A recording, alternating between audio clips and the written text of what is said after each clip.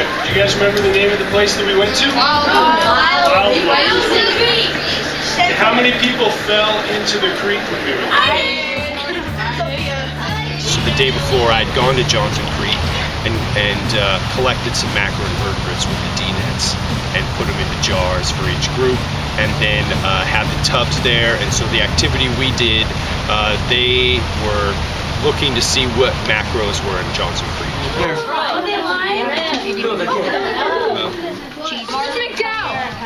It's a caddisfly. Oh, that thing is huge. No, James. Oh my gosh, we found a caddisfly, I think. Miss McDowell, we found one of those. It's a caddisfly. Excellent. I don't think his head went in there. It's still alive. His size of that. Based on what you saw today, do you think Johnson Creek is more clean or polluted than Wildwood Stream? No, it's neither the answer. And number two, what do you think of the differences that you know between the two? What do you think leads to one stream being more polluted or less polluted than the other? I think my favorite part was when we were in the classroom and we were doing the microscopes and we were writing our data down. Let me try to pull it out. We would team teach, but there were often times that he would have all the stuff and he would present it, and then we would both move around the room and help kids.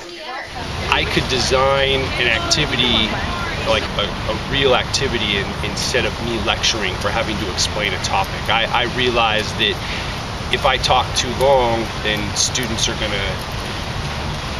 gonna maybe be distracted, or that might be an issue. So I knew that if we were gonna do something, I wasn't gonna stand up front and talk for 20 minutes. We found that there were more macroinvertebrates in Salmon River and there were less in Johnson Creek, and the water quality, the temperature was colder in Salmon River and the turbidity was lower in Salmon River, and the dissolved oxygen was higher in Salmon River, and there was just more good thing about the Salmon River than the Johnson Creek.